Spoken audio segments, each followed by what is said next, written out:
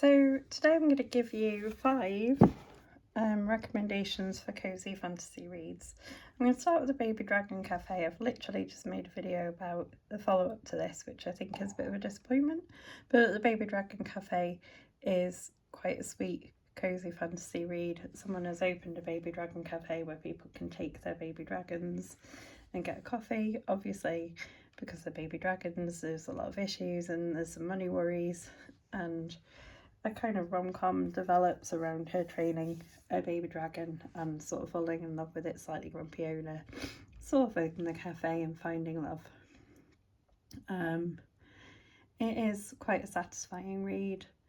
I've got issues with how the world develops in the second stories, but I would recommend reading this if you do like a cosy fantasy book. It's quite a sweet little read.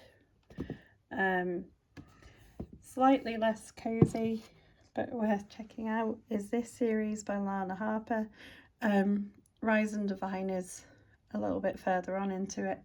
They're called the Witches of Thistlegrove series, and they're all kind of interconnected, so you can read them in any order. You would probably know some of what happens to people earlier in the book, like they'll be mentioned, but you won't get the full story. I read them in order, but I don't think it would matter if you didn't.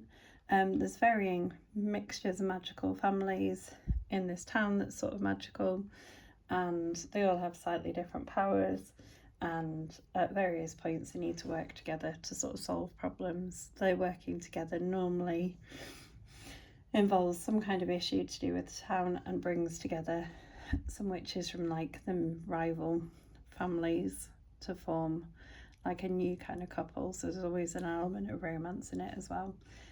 I quite enjoy these. They're a good little read if you like a witchy book, and probably one that you might not have seen as well, so worth checking out. One of my favourite recent romantasy reads is Cat Dragon by Samantha Birch. Again, this follows sort of witches who need to bond with the dragon. These ones called cat dragons because they've got a bit of cat in them, although the cover on this one looks suspiciously like a fox. The woman in it doesn't have dragons, she's an adult. She ends up kind of finding one and having to go on an adventure and finding some romance along the way. It's a lovely little cosy series. You get the proper kind of enemies to lovers romance, and the magical world is really well developed, and it gives you everything you kind of want from this sort of novel, so well worth checking out. I hope she's going to write some more in this series. Book number 4 that I'm going to recommend is Emily Wilde's Encyclopedia of Fairy. I like this. It's very much based on kind of legends. Emily Wilde is writing this encyclopedia. There's a couple in the series so far. She kind of travels to different places looking into different kind of myths, falls in love with a fairy, and all sorts of hijinks ensue, but it's like beautifully told, quite academically told because of how it's written, because you've been told it by Emily, who's writing this encyclopedia. And I like that it doesn't show fairies as like lovely sparkly kind of creatures. It manages to keep that kind of cozy vibe while still having the fairies as like the slightly scary kind of people that we've sort of found in other stories. So yeah, definitely recommend this, and it goes to some lovely places as well. And then my final recommendation is Till Death Us Do Bard by Rose Black. This is a kind of another kind of cozy adventure series, a bit of an LGBT vibe to it.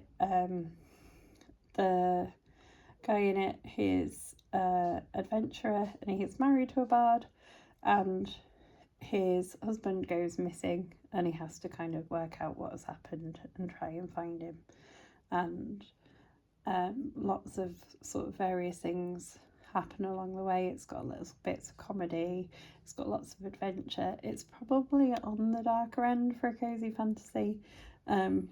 but don't let it put you off. It's like really lovely written, and you really get involved with all the characters, and it goes along at a nice little pace, so it's quite a quick, easy read.